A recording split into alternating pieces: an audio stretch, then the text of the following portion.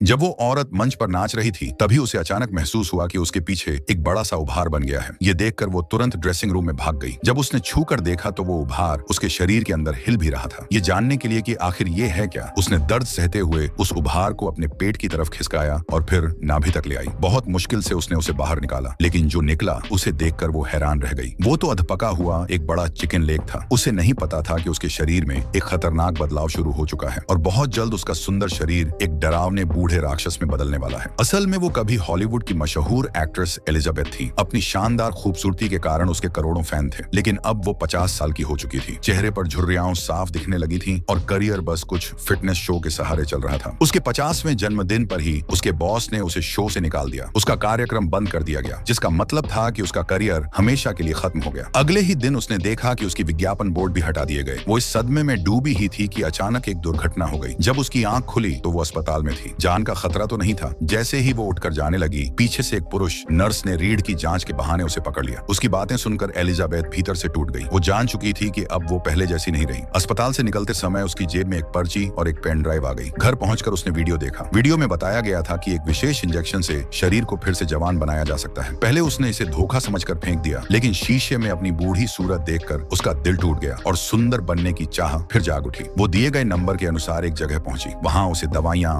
Surgery के औजार, टांके लगाने की सामग्री, खून बदलने का उपकरण, 2 थैले पोषक द्रव्य और पूरी प्रक्रिया के निर्देश रखे थे। उसने दवा अपने शरीर में इंजेक्ट की और बेहोश हो गई। कुछ देर बाद उसका शरीर भयानक तरीके से फटने लगा। उसकी पीठ में एक दरार खुली और उसके अंदर से एक बिल्कुल जवान सुंदर शरीर बाहर निकल आया। वो नई देह शीशे के सामने खड़ी हुई और अपनी सुंदरता देखकर चौंक गई। वो सचमुच फिर से जवान हो चुकी थी, लेकिन उसे बिल्कुल अंदाजा नहीं था कि इसके साथ एक भयानक श्राप उस पर लग चुका है।